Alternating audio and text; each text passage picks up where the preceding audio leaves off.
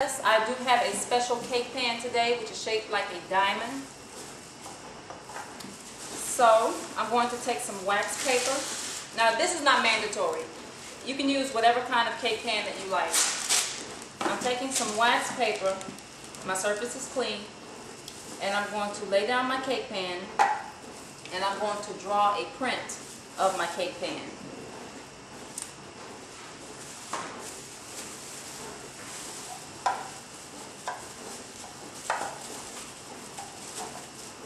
Okay, I'm going to draw a print of my cake pan just lightly. If you can get a special kind of pencil, that'll be even better, because you don't want to get granite on your wax paper, because this is going in the pan. This will make it easier for your cake to release out of the pan. So I have my diamond shape. You probably can't see it from here, but I'm going to cut it out. Please keep in mind that your shape really does not have to be perfect. You just want it big enough so it will fit in the cake pan. Now usually I use the Spectrum non-hydrogenated shortening, but today I'm just going to use some Mazola non-stick cooking spray, and I'm going to spray my pan with it. Now if you're using shortening, the gesture is you take a pastry brush and you just evenly distribute the oil on the inside of your pan. And you want to especially make sure that your sides will grease very well when you're dealing with a special shaped cake pan.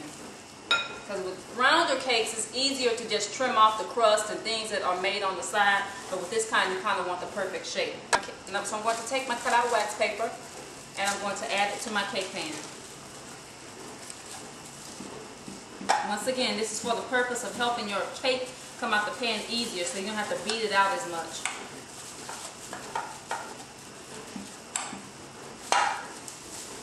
Just a little more spray in there and brush it one more time. It's very important that you do this first, because once you get to mixing your cake mix and you add the things like baking soda and baking powder and things like that, it's going to start cooking quickly in the bowl, because it's a chemical reaction that's going on. So you want to make sure that your pan is already prepared, and you want to make sure that your oven is already preheated. Okay, so I'm going to give this a brush. Then I'm going to take a little flour and I'm going to dust my pan. And this is the type of flour I'm using. It's a gluten-free flour. You really don't need that much. Also, when you're doing a cake, like a special sheet cake or a special kind of cake, make sure that you have the right measurements for the ingredients, especially when you're dealing with a vegan gluten-free cake, because sometimes if you try to double the ingredients, the cake comes out nasty. It comes out like egg custard. It comes out looking like cornbread. So be very careful and make sure that you have the right pan and the right amount of ingredients to accommodate the pan that you're using. Making a little mess here. Let me let you see what I'm doing. I'm beating it around. I'm beating my flour around my pan. Some of you who make cakes from scratch, you already know this. Also, let me add, during the cake art series, I'm going to say this in most of my videos where I'm doing an amateur cake, I am still an amateur at cake decorating. I do this because I have a passion and a love for cake art and just making art out of food in particular.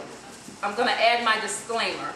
If I don't do things like Wilton or the professionals do it, and kind of hold the criticisms, I'm still working on that. This is more about fun and expression. So I'm going to the sink to beat the remainder of my flour out of my pan. Okay, here's my cake pan. All right.